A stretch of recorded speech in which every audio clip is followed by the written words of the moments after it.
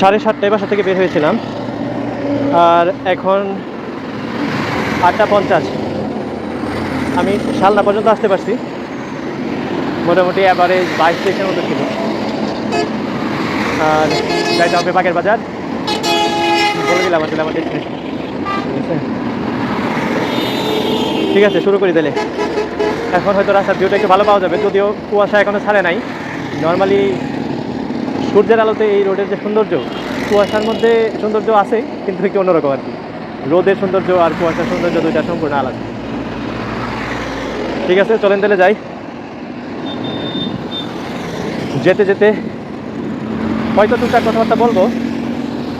আমি আসলে বেশি কথা বলতে পারি না, তো এই জন্যই ঝামেলা। আর এই রোডে আমাদের গাড়ি ঘোড়ার যে আওয়াজ আর আমার নর্মাল যে ভয়েস, এটা আসলে কিছু বললে হয়তো ঠিকঠাক মতো শুনতে পারবে। এই ব্রিজের ঢাল ভালোই কাজে দিচ্ছে। এটা আসলে আমাদের বাড়ির রাস্তা। আমি কখনো এই রোডে সাইকেল চালাতাম।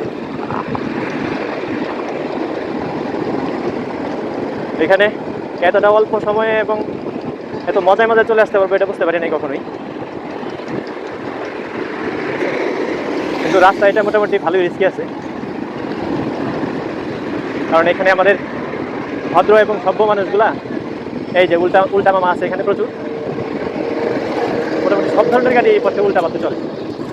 যদিও এখানে রাস্তায় জায়গায় জায়গায় অসংখ্যবার বলা আছে উল্টা পথের বাহন দুর্ঘটনার কারণ, কিন্তু অহরহ দুর্ঘটনা ঘটার পরেও মানুষের আক্কেল জ্ঞান হয় না, তারা এভাবে উল্টাই চলে। শর্টকাটে বেঁচতে যাওয়ার বুদ্ধি আর কি।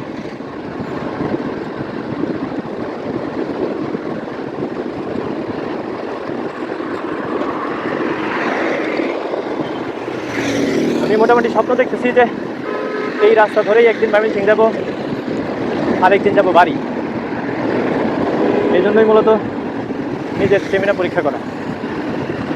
বয়স তো দিন দিন বাড়তেছে, আর মানুষের ক্ষমতা তো অবশ্যই কম। এদের চাপাচাপির অত্যাচারে আমি আর চালাইতে পারি না। এরে ভাই, হ্যালো,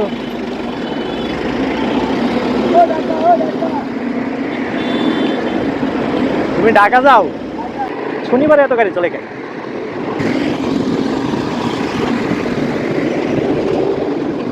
এই অটো আর ফ্যানের অত্যাচারে রাস্তাটা এনজয় করা যাচ্ছে না।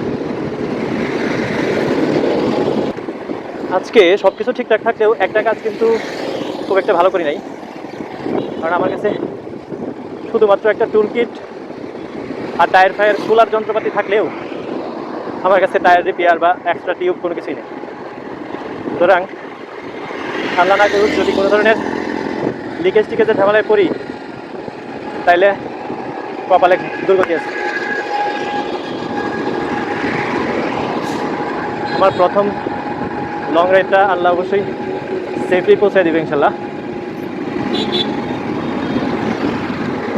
দোয়া পড়তে পড়তে যাচ্ছি।